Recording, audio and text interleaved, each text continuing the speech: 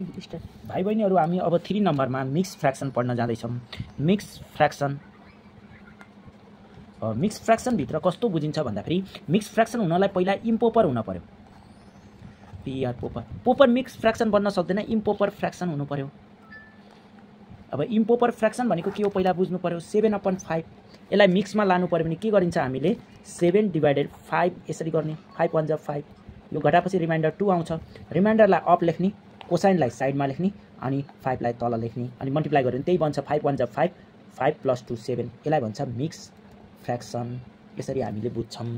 र अनि तपाईहरुलाई क्वेशन एक्जाममा आउने क्वेशनहरु कस्तो हुन्छ भन्दाखेरि क्वेशन नम्बर 1 हेर्नुस्। arrange the fraction in ascending order भनेर आउँछ। अब तपाईलाई फ्र्याक्सन दिन्छ, एसेन्डिङ अर्डर भनेको बुझ्नु पर्यो। एसेन्डिङ भनेको तपाईको सानोदेखि ठुलो ठुलो, जस्तै 1 2 3 4 भनेपछि सानोदेखि ठुलो ठुलो। डिसेन्डिङ भन्यो भने फेरि ठुलोदेखि सानो सानो। अब तपाईलाई फ्र्याक्सन दिन्छ क्वेशनमा ए नम्बर भनेर यसरी देला 3/5 2/3 7/9। अब यो तीनटामा कुन फ्र्याक्सन ठुलो छ कुन सानो छ हामीले पहिला एरेन्ज गर्ने। फर्स्ट फ्र्याक्सन फर्स्ट नम्बर कति छ 3/5। अब हेर्नुस् है 3/5 यो तीनटा दिएको केस हो।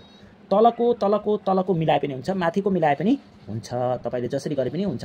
मैले दुईटै तरिकाले गर्छु। तलको मिलाउँदा फेरि 5 अलरेडी छ, यहाँ 3 र 7 छैन भनेपछि 3/3 अनि 9/9 यो दुईटा नम्बर चाहिँ नि पहिलो फ्र्याक्सनमा मल्टिप्लाई गर्दिने अनि यहाँबाट आको रिजल्ट 3 3 जा 9 9 9 जा 81। अनि त्यसपछि अब यहाँ हेर्नुस् है 9 5 जा 45 45 2 जा 90 90 + 45 भनेको 135 हुन्छ। यसरी हामीले बुझ्छौँ। बुझ्नुभयो। तपाईको 9 3 जा 27 27 5 जा 135 यसरी हुन्छ हो। यसरी हामीले बुझ्छौँ। अब अर्को पनि त्यस्तै गरी हामीले गर्छौँ। अब सेकेन्ड नम्बर पनि हाम्रो कति छ 2/3 छ।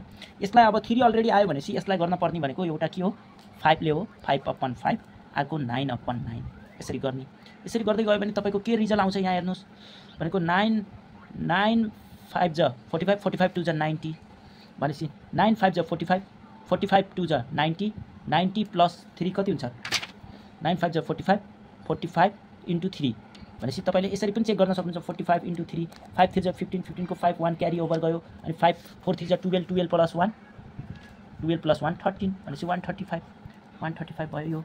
अब दोस्रो थर्ड नम्बर